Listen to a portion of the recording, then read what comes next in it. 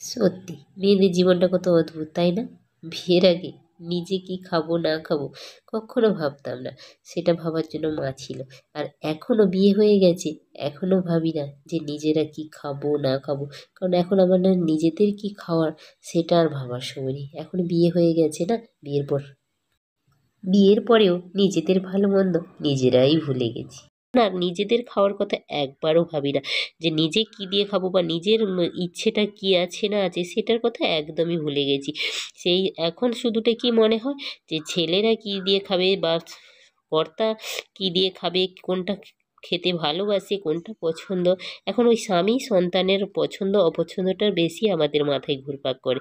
আর আর এখন সেই দিনগুলোর কথা মনে হলে না খুব খুব খারাপ লাগছে, তখন কেন এরকম করেছি আমরা, সত্যি বলছি। আর এখন বলতে গেলে কি বলতো, আমরা যতটা আমাদের সেই সন্তানদের প্রতি যত্ন করি, আবার ঠিক একটা দিন আসবে আমার সন্তানরা হয়তো বড় হলে যখন তারা বুঝতে পারবে যে না, সত্যি তো আমরা তখন যেটা করেছিলাম ঠিক করিনি।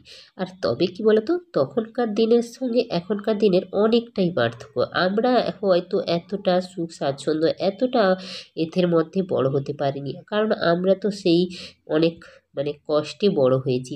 সেই ছোটোবেলায় আমরা যখন স্কুলে যেতাম, মা হয়তো দুটো ভাত রান্না করেও দিতে পারতো না, সেই কখন পান্তা খেয়ে কখন মুড়ি খেয়ে চলে যেতাম স্কুলে। আর এখনকার বাচ্চারা পান্তা ভাত তো দূরের কথা, ভাত না রান্না করে দিলেই স্কুলে যাবে না, এরকম একটা ব্যাপার। আর আমাদের সময় সেরকম খাওয়ার কোনো জিনিসের অপশান ছিল না। এখনকার বাচ্চাদের খাওয়ার কত রকম অপশান আছে, এটা না খেলে ওটা, ওটা না খেলে ওটা। আমাদের সময় কিন্তু এত অপশান ছিল না। তো আমরা যেটাই দিত ওটাই খেতে হবে, না খেলে না, ওটা থাক। মা আর জোর করে কখনোই বলতো না যে তুমি এটা খাবে না যখন আমি ওটা বানিয়ে দিয়েছি। এই জিনিসটা আমাদের সময় ছিল না। কিন্তু এখনকার বাচ্চারা ওটা যদি না বলে যে না আমি এটা খাবো না, আমাকে ওই জিনিসটা বানিয়ে দিতে হবে, তোমাকে বানিয়ে দিতে হবে, না হলে কিন্তু সে খাবেই না। এখনকার বাচ্চাগুলো হচ্ছে এরকমই। দেখবে, আমি বলছি হয়তো ভাবছো যে দিদিভাই এসব কী বলছে, সত্যি বলছি গো। আমার বাড়িতে তো আছে, মাঝে মধ্যে করে, তবে তোমাদের বাড়িতে এরকম করে কিনা জানি না। তোমাদের সঙ্গে গল্প করতে করতে দেখো আমি সকালের সমস্ত কাজকর্ম শেষ করে তারপর স্নান করে চলে এসেছি রান্না করতে। আর আজকে দেখো পনির বানাচ্ছি বাড়িতে। সত্যি বলছি, কয়েকদিন ধরে নিরামিষ খেয়ে খেয়ে না আর ভালো লাগছে না, জানো তো।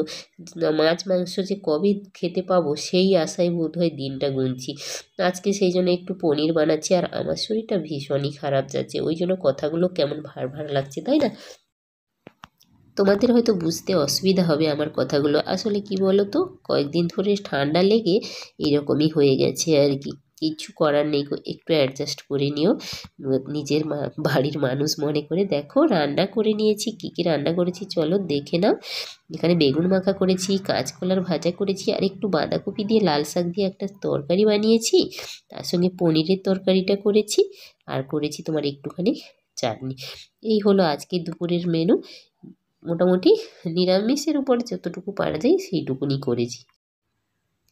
মেনলি ছেলেদের জন্যই পনির বানানো। কর্তার পনির অতটা না হলেও চলে যায়, কিন্তু ছেলেরা একদমই খেতে পারে না আর কি, ডাল পনির এই সব কিছু না বানালে।